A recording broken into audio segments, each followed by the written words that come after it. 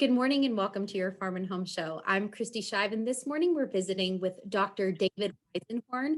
He's a senior extension specialist in parenting and child development. Good morning, David. Good morning. Thank you, Kristi, for having me. David, I am so excited to have you on the show. Everything that you discuss is very applicable to me because I am a parent. And today we are going to be talking about the importance of routines. Now, many of us have heard that routines are important. Now, is that true? Oh, my goodness. It's so true. Routines give us the answer to what to do next. Like, what are we going to do? Routines oftentimes fill in that answer for us. And they're good not only for kids, but they're really good for adults as well. I definitely feel that for myself as a parent. I used to think that they would make me feel trapped in, but they kind of give me freedom and relieve some of my anxiety because, like you said, they let me know what is next. Yeah, absolutely. And they do more than that. I mean, they create some consistent expectations, right? So when we think about the simple routines in our lives, like bedtime routines, dinner routines, screen time routines, which I realized as a parent in COVID era, that seemed to be the routine that kind of slipped out of my reach. And I think a lot of parents might be feeling that too, but those routines, they can help us a lot in what we know and how much of what we're supposed to have. Definitely. So what are the purpose of routines, David? Yeah, so I think it's really to automate some of the behaviors that we already do in order to spend time thinking about other things. And so when we think about how a child develops, they're first developing in their physical abilities.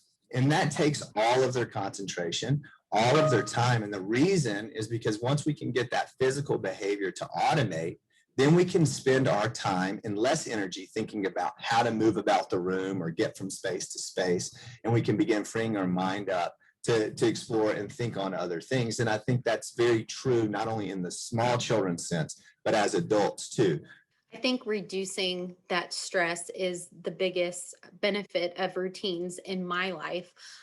David, whenever it comes to making routines, what are common misconceptions that we run into?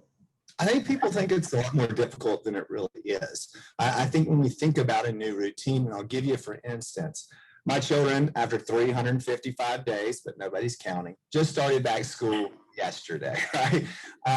The school now starts an hour earlier than we had been doing our non-traditional instruction at home.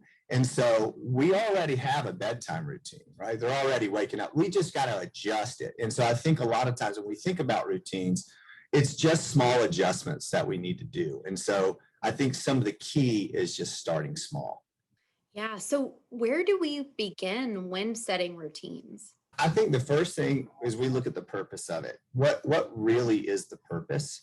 And for us, right? So just given that example I used about my children waking up, truancy, right? They got to get to school on time. If they don't, bad things will happen. So there's a real intent as to why we're doing this. Like, we need to get the kids to school. So making those small adjustments, and those adjustments not even on the front end, but also on the back end. Like, okay, well, maybe we've got to get to bed a little bit earlier so that it's not just pulling teeth to get you out of bed in the morning. So I think just really thinking small adjustments, but identifying those purposes are really good places to start. Now, David, what if we've tried a routine and it's not working? What do we do then? The first thing I would ask you to do is to really examine that, right? Most things that we try that are new are going to be difficult, right? We don't have the strength, we don't have the regularity to make it something common sense. Just as we talked about young kids automating their physical behavior, we need to automate that process, and that becomes difficult. And so I think a lot of parents or people in general will say, hey, this isn't working. But what I would ask you to do is, if that really is where you've landed, then I would ask you, how long have you tried it? What is it not working about that? And at the end of the day, it might not work. The truth is they might not work, and we can scrap it and start over and just making those tweaks. So if it doesn't work for you, then maybe something else will. So many great points, David. Thank you so much for being here today. If you are watching and would like more information on parenting, be sure to contact your local extension office.